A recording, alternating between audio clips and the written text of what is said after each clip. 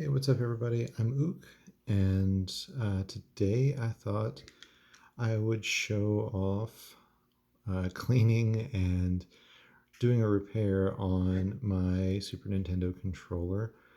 This is my original controller. It was bought in 1994, actually about 21 years ago, probably sometime this week. It's never been taken apart or cleaned. Well, it's been wiped down, but it's certainly got 2 decades worth of just hand grease and everything on it. So what we're going to do is we're going to take it apart. I've already taken apart my main one. Oh, I guess should explain why I'm taking it apart. The start and select buttons are really mushy. Like there's no good click to them. Let's see if you can hear it. There's not a sharpness to the click, and I've noticed that when I'm playing games that I can get out of a level, the start select, it's not doesn't come out very well. So what we're going to do is we're just going to take this apart. I ordered some parts from China on eBay, and it was like ridiculously cheap. I've already replaced the pads for the start and select on my primary controller, but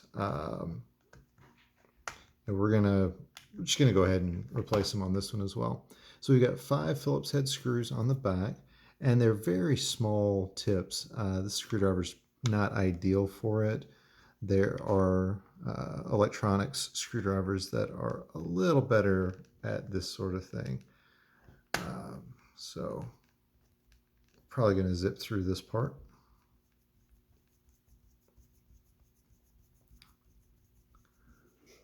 All right, there's one. Oh, you can see how grimy it is already. Let's see, this is magnetic. It should just pull right out.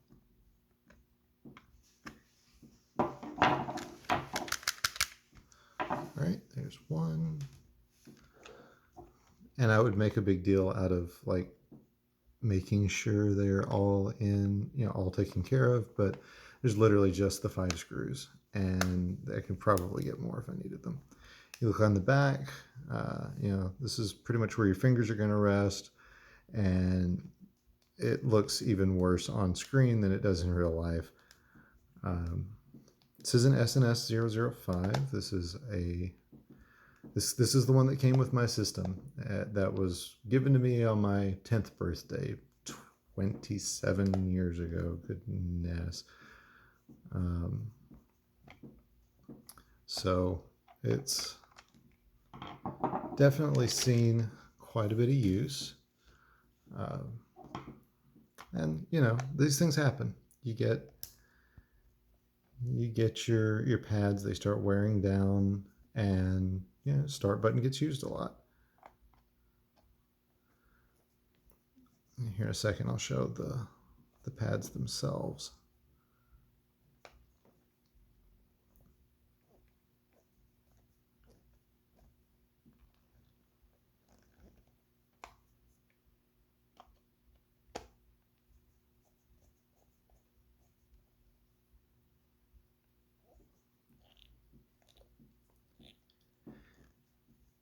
You gotta be real careful if you are doing this with a screwdriver like mine that's not exactly designed for this sort of thing, because it's very easy to strip the heads on these. Oh, it's not that easy, because I would have done it if it was easy. But you just have to make sure that you're keeping a constant pressure on the screw head so that it's, I don't know if you could hear that little click there. That was literally the friction of the plastic that has not been moved in nearly 3 decades.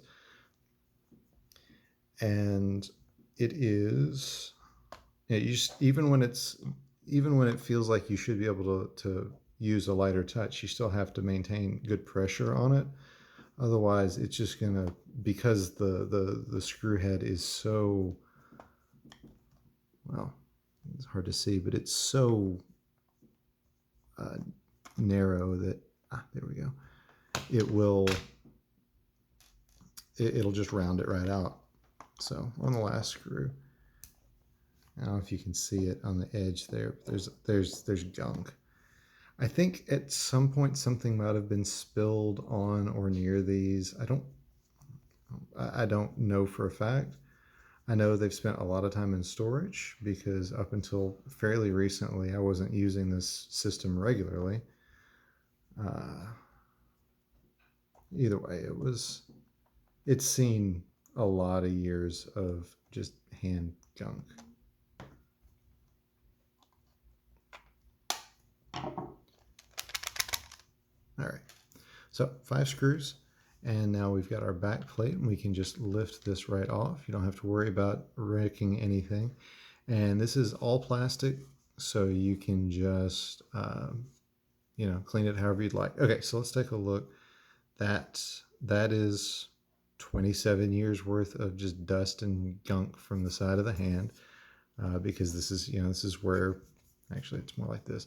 This is where that grip is, and it's gonna, your palm is just gonna put oils there. So we're gonna clean that in a minute. And then here is the inside back of it. The 2 shoulder buttons you'll have to remove. They've got a little pin here on the buttons, and you just pull the button out. You'll have to get it away from its pad there, and there's one pin. I'll pull that out in a second, and I'll get the other button.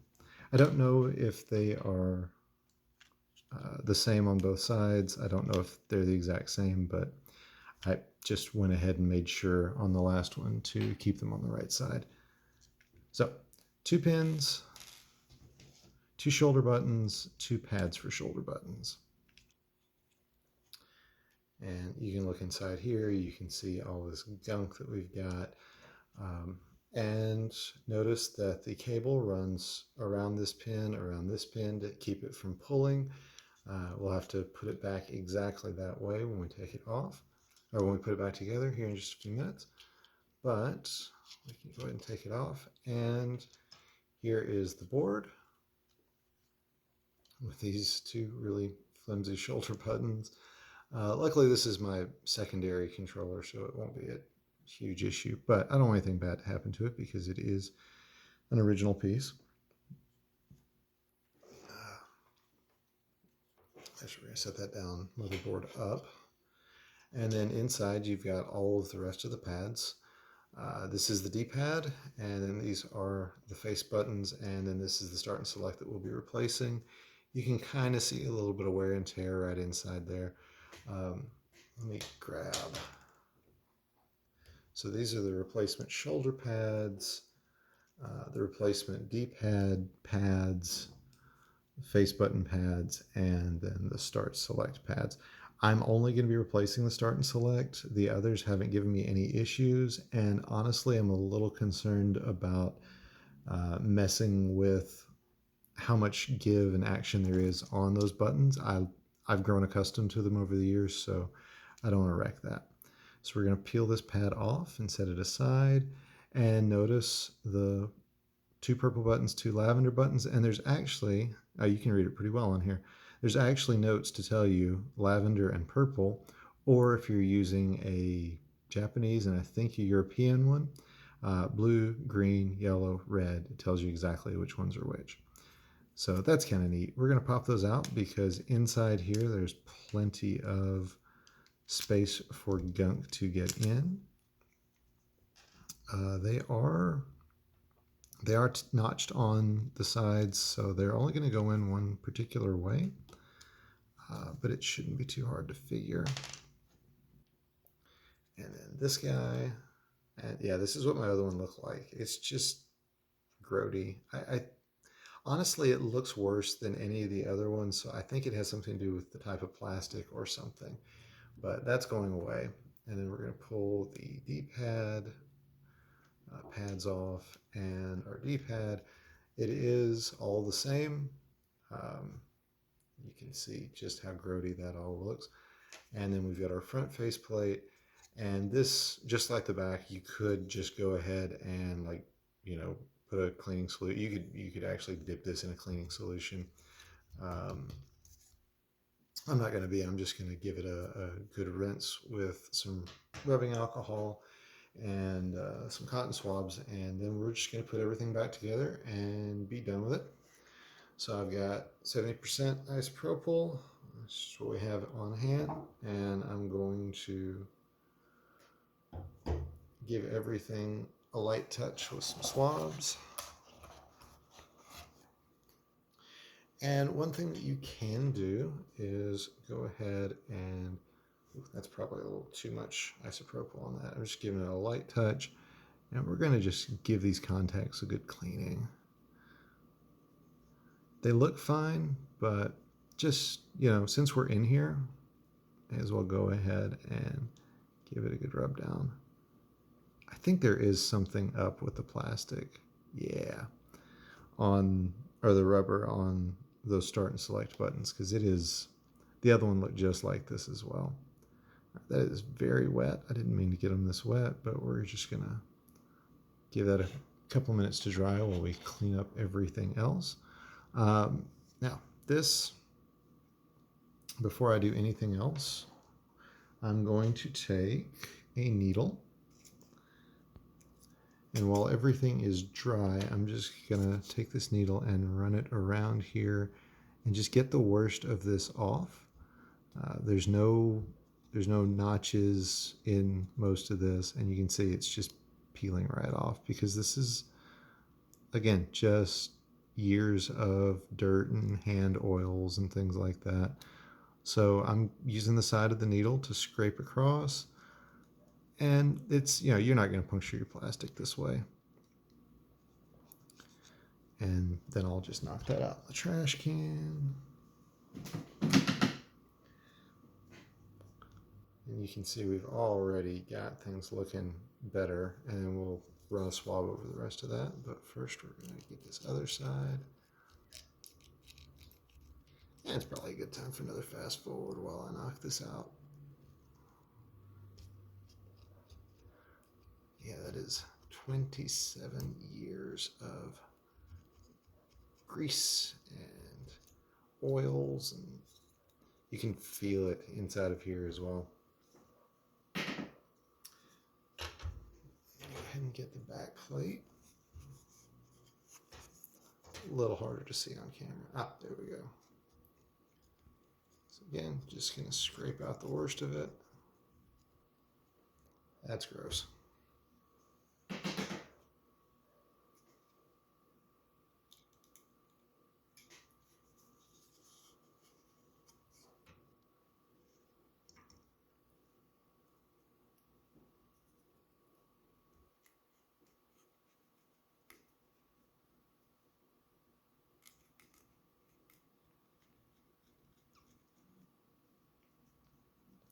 It's a little cathartic, clearing off all these big chunks of stuff, and knowing that I'm going to have a much cleaner unit when I'm done that will last a lot longer. One of the things I've noticed, my NES gamepad has never needed any additional work. The SNES, the only thing that I've noticed is the start and select buttons. It happened to both of my controllers. I don't have an N64, but I have used GameCube and Pro controllers on my Wii, and they get controller drift crazily. And then, of course, the very famous issues with the Switch controllers. It's almost like Nintendo has gotten slightly better at hardware, but much worse at controllers. So now, take the Q-tip or the cotton swab and just get the rest of this off of here. And you can tell both the oxidation yellowing, as well as, it's kind of hard to tell the exact colors on this, but there's definitely some yellowing on the back and on the outside here. This hasn't seen light. this has, and you can really tell if you've got it in front of you. All right, so thankfully the backplate doesn't need a ton of work. I'm just going to get these edges.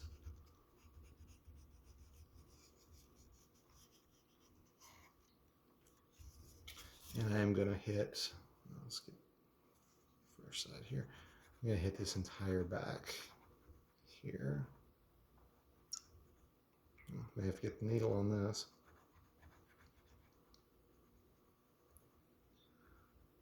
And again, this is normal grime. This isn't going to affect your play. This isn't going to affect much of anything. It's just, you know, while we're taking care of the rest of the unit, we may as well give this side a little love as well. You got to be careful with this one because this is a little finer etching. A little easier to scratch this up than it was the larger pieces of the side plate.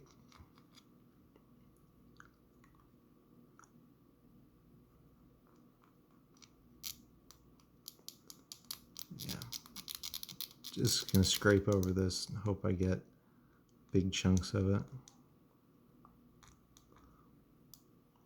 All right. Now we can try to get the rest of this.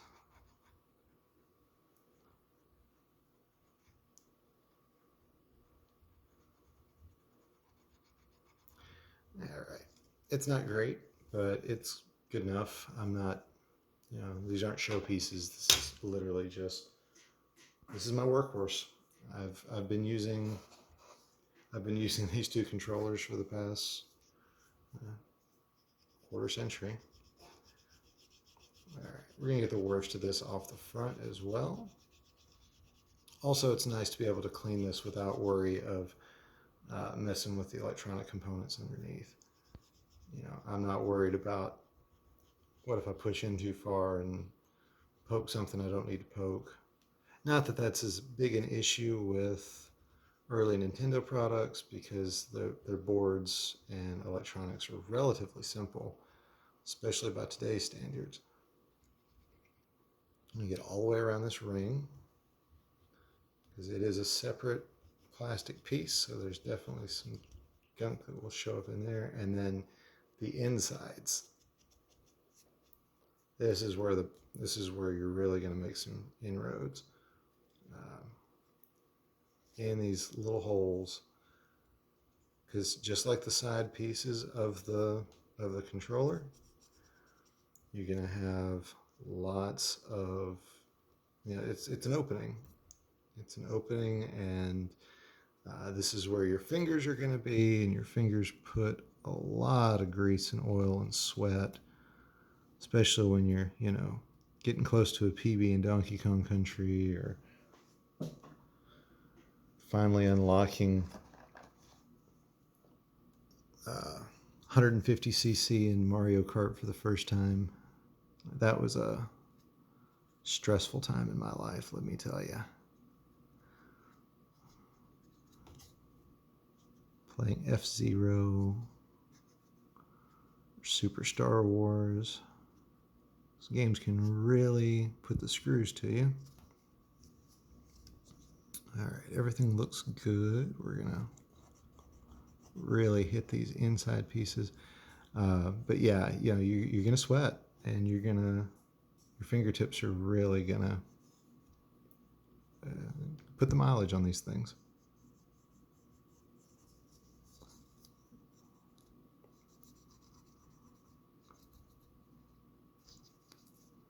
So this is the part of the unit I really wanted to hit.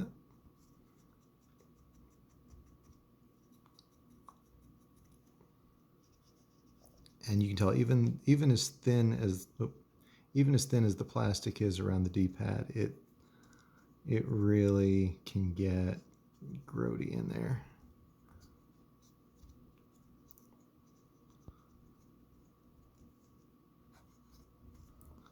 So we're just gonna take care of that. Nothing a little elbow grease can't fix.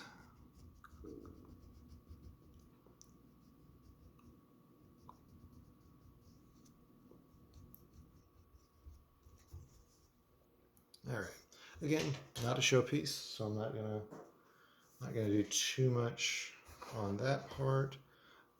The last thing I want to make sure that I hit hard is this D-pad. I mean, it just looks rough. And unlike the face buttons, you know, your hand is always on this thing, just about. Not having your thumb on the D-pad is like not having your hands on the handlebars riding a bicycle. You know, you can do it, yeah, but you don't want to for very long unless you're very sure the direction you're going. So, yeah, that's got some growed on it.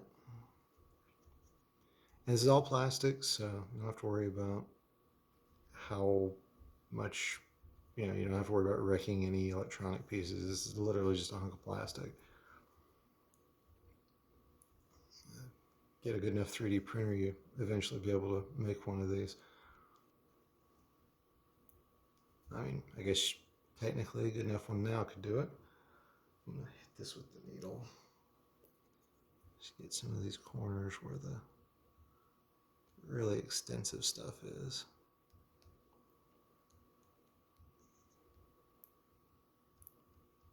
Ooh, there we go. Got a big chunk of that.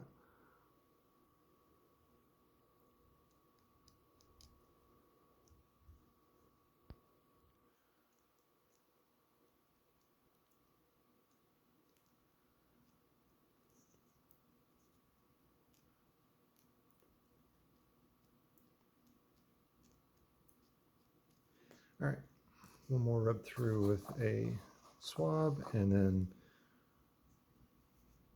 we're going to move on.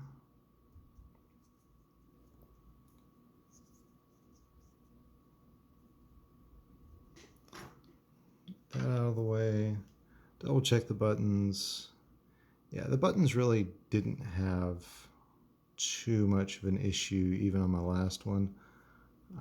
Yeah, actually that's fine. So now we're going to grab our new start select pads and we're going to completely reassemble the unit. So face, and then like I said, there's markings on here to tell you exactly where it needs to go. We're going to put in, make sure the tabs are going through properly. I don't see a difference, but I know that the last one, when I put the buttons in, they didn't click right. So I don't know if there's a difference. Ah, there is, because that is not that button. Yep, this is definitely the X button and not the Y button. Oh, we're gonna lose him. There we go. Ah, okay. So yeah, the tabs go in a specific direction on a specific side, and that tells you which piece is which. And then we're going to take this, slide it back on here, and it goes over these two small plastic bits. We're going to take our D-pad, a little bit of gunk there I want to get out, our D-pad back, and put its pad on top. Again, we got the little piece here, and you can really hit these with some rubbing alcohol as well. I'm just not going to bother right now. Put our start select buttons on, and this makes sense why they're the first thing that really wore out, because you can see how much smaller their pads are compared to the rest. All right, let's go ahead and slide the shoulder buttons in. So there's one, there is two, and now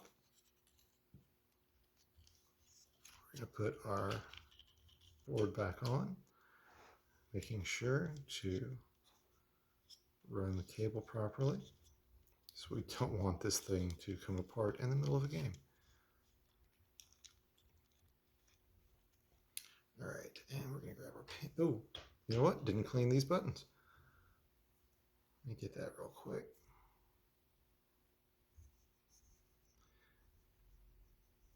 Again, just light touch. Doesn't need much. Oh, this is the R button. It does make a difference. They're not.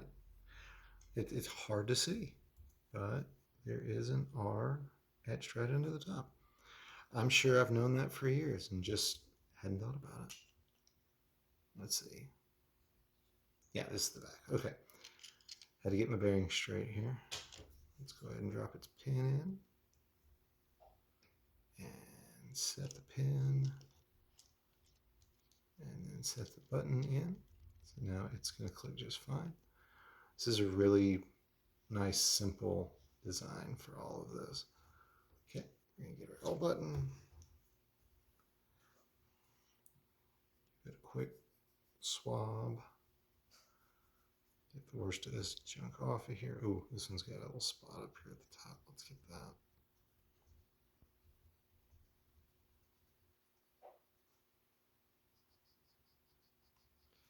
And there's some folks who know what they're doing who are going to be like, yeah, you need to let this dry completely. These get enough air. They're not very complicated. They're not gonna. I'm not worried about them. If it's yours, you know how much you love your equipment and how much you care for it. So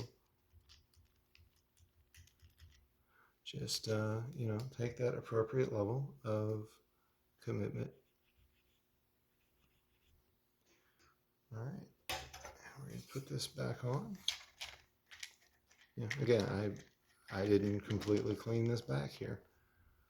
All right, let's flip it over, make sure that everything is set properly before we. Ooh, yeah, that X button doesn't feel right. So let me take this back off and make sure that it's. Something's not right.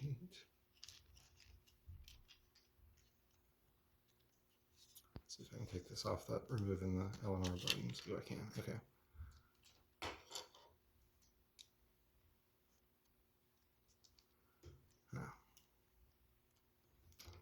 The button didn't feel right, so I'm going to pop it out and flip it 90 degrees and see if that improves it. No, it's still sticking, so double check, make sure I didn't get any foreign material in there. It's definitely the right button.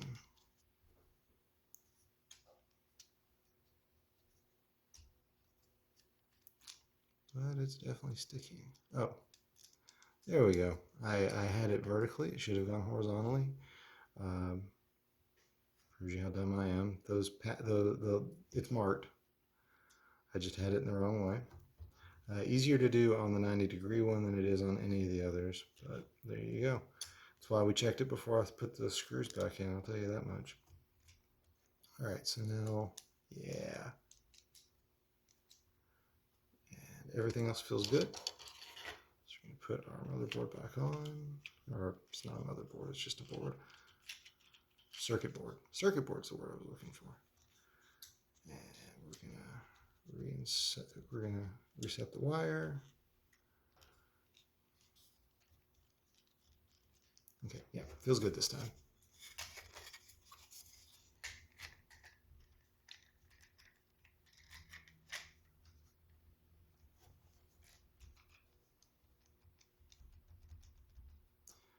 If anything, it feels like there's a little less give in the face buttons after I've done this. I don't know if it's something to do with the way I reinstalled everything or not, and it may be nothing. It may also be the fact that I haven't screwed the back on yet. But that's it. If you're not talking about it, you're probably looking at a little under 30 minutes for the entire repair. These screws are universal, so just pop them right back in. And that's about it. So I'm going to put everything back together. And I thank you guys for watching. Hope you enjoyed what you saw. If you did, you can always check me out at twitch.tv/OokTheLibrarian. I'd be glad to hear from you, and let me know you saw the YouTube videos. So y'all take care.